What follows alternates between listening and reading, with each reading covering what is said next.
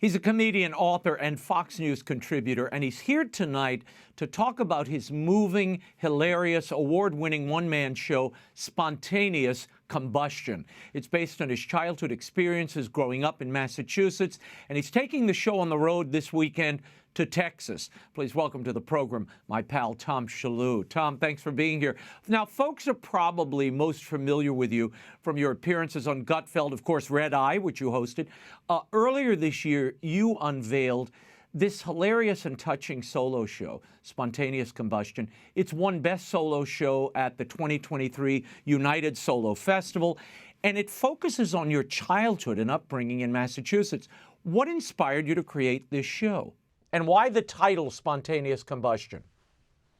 Well, the Spontaneous Combustion is a story about my mom, but this show was inspired by stuff I found out about my dad. My dad passed away in 2019. My mom passed away last year, and after her funeral, we went through all of her things, and I found my dad's filing cabinet full of what I call a treasure trove of poetry and prose. I'm talking thousands of pages of writing that I never knew existed.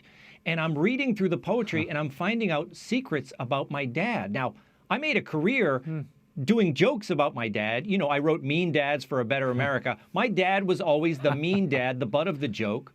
Like I always said, he was like Darth Vader with a Boston accent. And so, you know, I would always joke about my dad as the mean dad.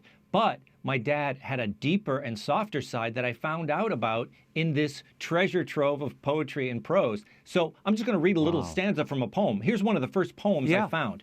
I want to go and climb a tree with boyhood friend Joe Happany, and we'll explore the world that was, the good and bad and all we've had to do. Joe Happany, someone I had never heard of, but apparently a boyhood friend of my dad. Now, my dad wasn't always a mean dad. There was a time that he turned from mean dad to mellow dad. In 1985, I came home from school. My dad was crying in a chair. He was weeping in a chair. I'd never seen my dad cry before.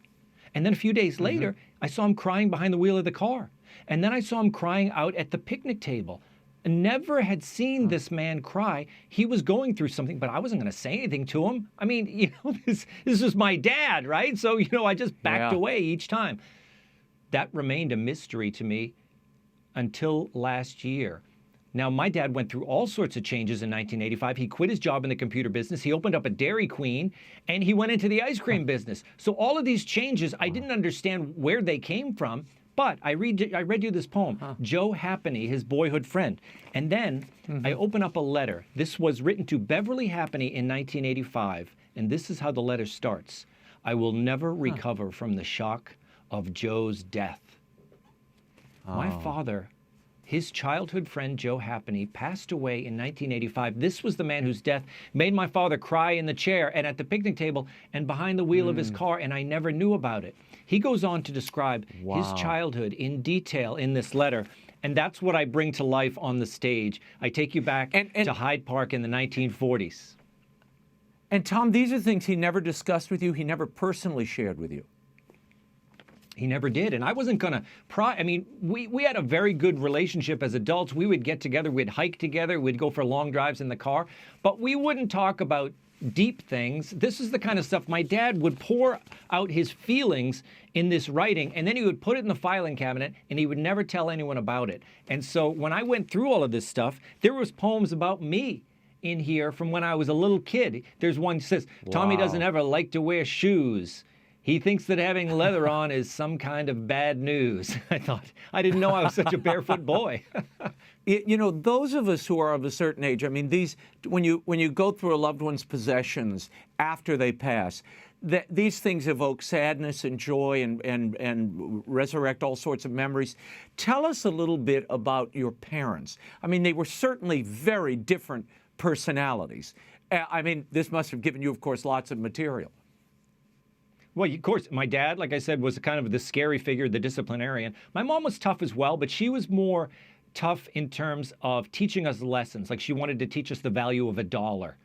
And she was like what you'd call cheap, but she just didn't want us to spend money.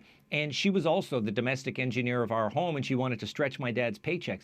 But she was also an artist. She would paint, and she would do watercolors, and she would go to art shows, and she would sell her work to make extra money, to stretch my dad's paycheck as well.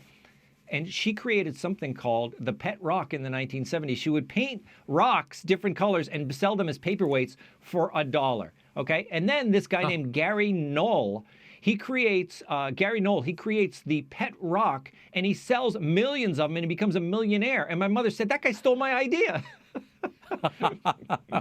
Tom, tell me, what did you learn about your mother and father that surprised you most working on this show? I mean, obviously the revelation as you went through these letters, through the poetry, but what surprised you that you didn't expect to find?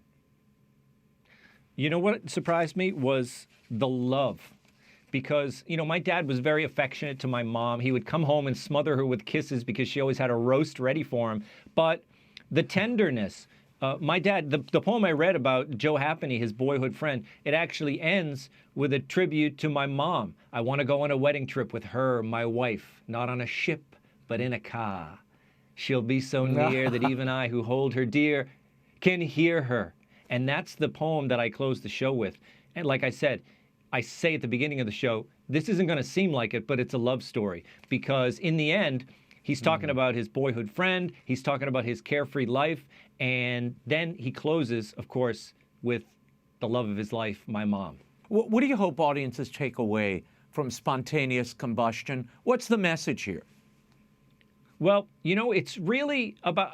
I wouldn't change anything about my dad. He was a very private man, and I guess you can't look back and say, oh, I wish we knew all about all of this while he was around.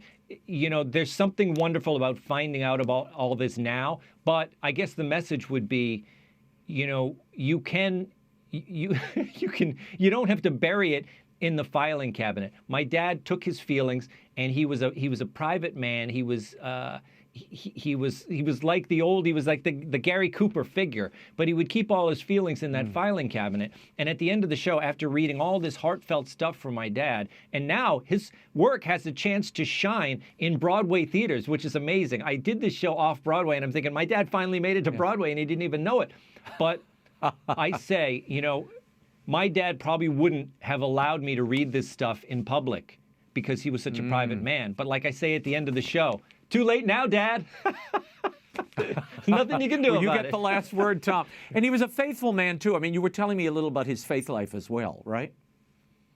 Yes, and there's a moment in the show, actually, when you can imagine, Raymond, after I first got to New York and I was trying to be a big man and trying to get my name on Broadway, playing comedy clubs, and, maybe I was missing Mass, Raymond, and my dad came to town and he sat there at the diner and he looks up over his coffee and he says, "Where's your parish?" And I thought, oh, boy, I had neglected to get myself a parish before my dad came to visit. So we went to St. Paul's. Always a good tip. Oh. Yeah.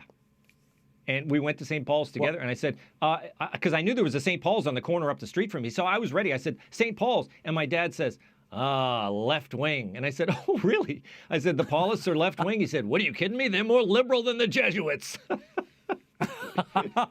Well, you see, and he had a good read on the times as well, Tom. We will leave it there. Tom's show, but catch Tom Shillue in Spontaneous Combustion in Fort Worth on Saturday, October 14th, Houston on Sunday, October 15th. Visit TomShillue.com for more information, and you can get tickets there as well. Tom, I cannot wait to see the show myself. So have a great time, and we'll catch up with you later. Thank you, my friend. Thanks so much.